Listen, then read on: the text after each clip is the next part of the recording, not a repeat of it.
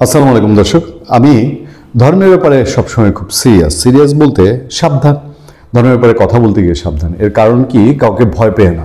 ধর্মের সত্য আমার চোখে যা পড়ে আমি সেটাই বলবো, বাট নট দ্যাট যে আপনারা যাদেরকে বাংলাতে তো বুঝেন, বাংলাদেশে কাঠমোল্লা শব্দটা ব্যবহার হয় সাধারণ অর্থে, এটা কাউকে আক্রমণ করার জন্য না। মানে আমার ধর্মে যারা অপব্যবহার করে তাদেরকে আপমর্যাদা এই শব্দটা দিয়ে তাদেরকে বোঝায় যে তুমি এই কাজটা করো না, সেই টাইপের কারো ভয় না। বিষয়টা হচ্ছে আমি আমার নিজের ধর্ম মানি, আমি আমার ইসলাম ধর্ম মানি, আমি আমার ধর্ম প্র্যাকটিস করি, আমি আমার ধর্মের প্রতি সম্পূর্ণ শ্রদ্ধাশীল, আমি আমার সৃষ্টিকর্তার প্রতি শ্রদ্ধাশীল এবং অন্য নবীজির প্রতি শ্রদ্ধাশীল। বাট আমি অন্য ধর্মের প্রতি আমার কোনো খেদ বিদ্বেষ বা অন্য ধর্মের প্রতি সুযোগ পেলেই তাদেরকে হেয় করা অথবা অন্য ধর্মের মানুষকে জোর করে আমার ধর্মে দীক্ষিত করতে হবে, এটা আমি মনে করি না। আমি সবসময় বলি আমি আলেম ওলামা না, সুতরাং ধর্মীয় ব্যাপারে কোনো নসিহত করা আমার কাজ না।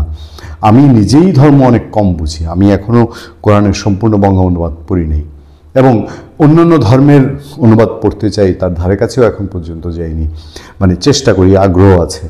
যাক, এতগুলো কথা বলার উদ্দেশ্য হলো জাকির নায়েক আমাদের ধর্মের কোন কোন জায়গায় তিনি বিতর্কিত না, বা তিনি অল থ্রু আমাদের দেশের সমস্ত মুসলমানের রিপ্রেজেন্ট করেন কিনা, এই জায়গাটা আমি বিশ্লেষণ করতে চাই না।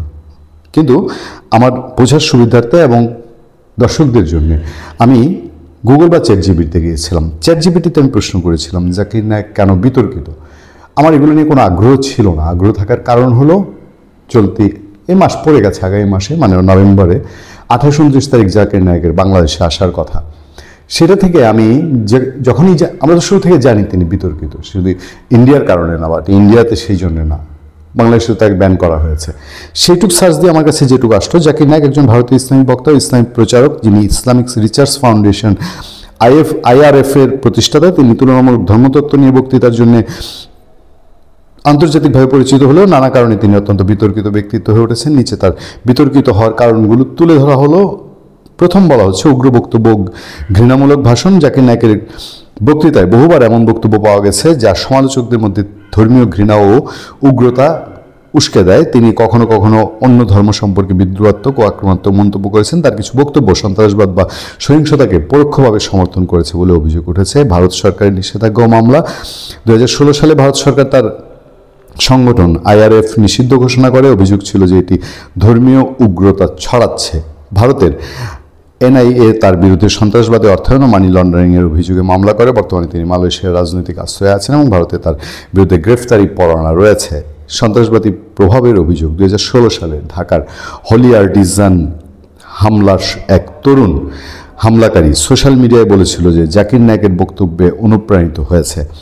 দুজন তরুণের কথা এসেছে আমাদের দেশের পত্রিকার রিপোর্টে। যদিও নায়েক পরে অভিযোগ অস্বীকার করেন, কিন্তু ঘটনাটি তার ভাবমূর্তি বড়ভাবে ক্ষতিগ্রস্ত করে। চতুর্থত হচ্ছে ধর্মীয় তুলনায় পক্ষপাতে অভিযোগ। তার বক্তৃতায় ইসলামকে সর্বোত্তম ধর্ম হিসেবে তুলে ধরার পাশাপাশি অন্যান্য ধর্মকে নিচু করে দেখানো হয়, যেমন খ্রিস্টান ও হিন্দু ধর্মের কিছু বিশ্বাসকে উপহাস করা। অনেক ধর্মীয় নেতা মনে করেন তার এই শৈলী ধর্মীয় সহনশীলতার পরিপন্থী। আমরা শেষ প্রান্তে চলে এসেছি।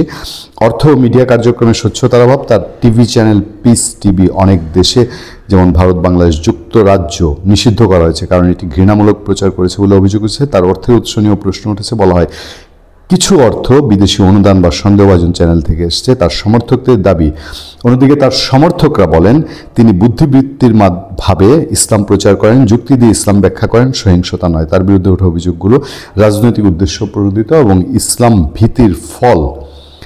শেষে একটা জিস্ট করেছে, সেখানে বলা হচ্ছে জাকির নায়েক বিতর্কিত কারণ তার বক্তব্য, সংগঠন ও প্রভাব নিয়ে গুরুতর অভিযোগ আছে যে এগুলো ধর্মীয় ঘৃণা, উগ্রবাদ, সন্ত্রাসবাদকে পরিচিত করতে পারে। আবার অনেকের কাছে তিনি একজন প্রভাবশালী ইসলাম প্রচারক যিনি যুক্তির মাধ্যমে ধর্ম ব্যাখ্যা করেন। আমি আসলে আজকের টপিকের প্রয়োজনে এটাকে লম্বা করছি।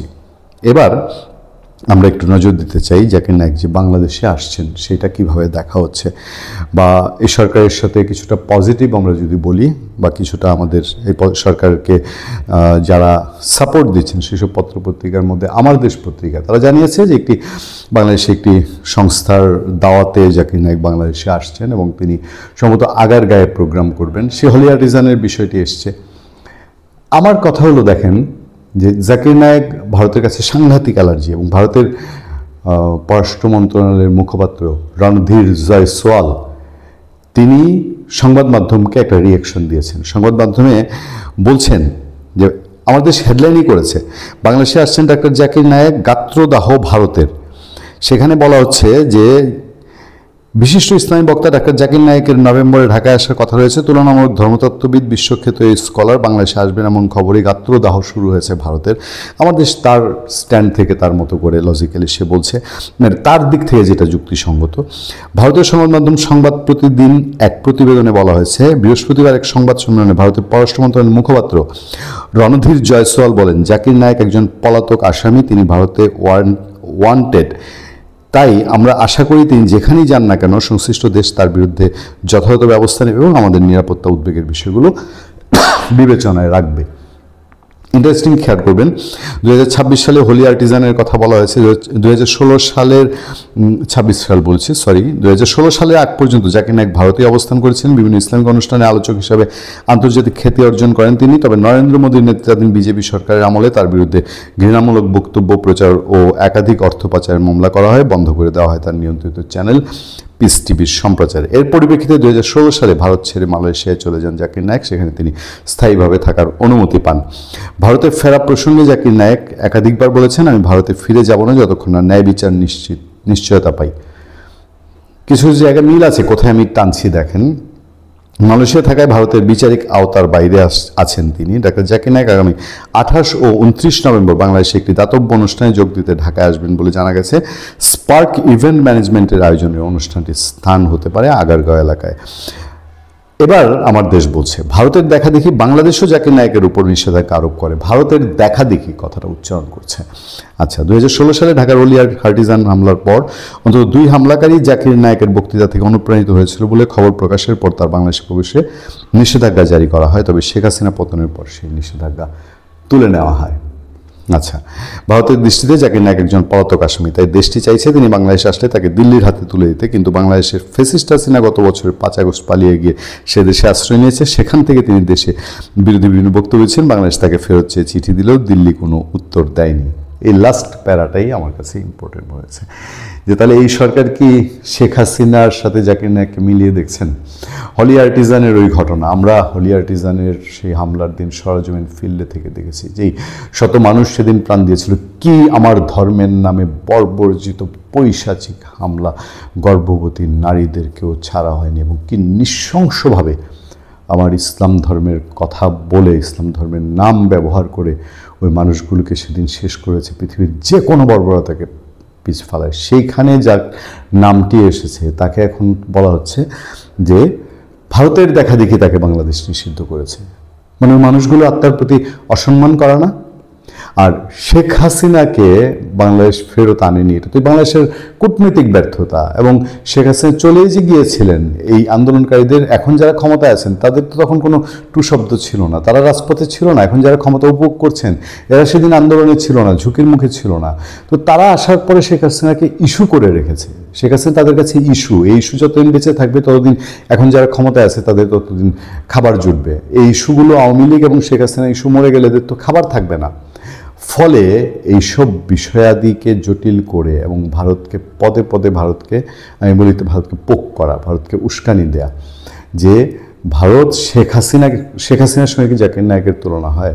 আর জাকির নায়েক কি বাংলাদেশে আপামর এই 12-14 কোটি মুসলমানের প্রতিনিধিত্ব করেন? 12-14 কোটি মুসলমানের যে সেন্টিমেন্ট, সেই সেন্টিমেন্ট কি জাকির নায়েকের পক্ষে? বাংলাদেশে আলেম ওলামা যারা আছেন তারা সবাই কি জাকির নায়েককে সাপোর্ট করেন? বাংলাদেশে যে মাজারগুলোকে এইভাবে ভেঙে তছনছ করে, ধরলাম যে ইসলাম ধর্মের মধ্যে মাজার তরিকা নাই, কিন্তু আমার ধর্ম কি বলেছে যে মাজারগুলোকে ভেঙে দাও? জাকির নায়েক কোথায় ছিল? জাকির নায়েকের পিস কোথায় ছিল? জাকির নায়েক কোথা থেকে কোনো বিবৃতি দিয়েছে যে না, আমার ধর্ম শিখায়নি যে অন্য কেউ ধর্ম পালন না করলেও বা ধর্মের ব্যত্যয় করলেও তার এটা ভেঙে দেওয়া যাবে না? সেজন্যই প্রশ্ন উঠছে যে এই আনা বা জাকির নায়েকের আসার পেছনে কি আরও কোনো খেলা রাজনীতি আছে? ভালো থাকবেন, সুস্থ থাকবেন। আপনার সাথে আমি আতিক রহমান, পূর্ণিয়া।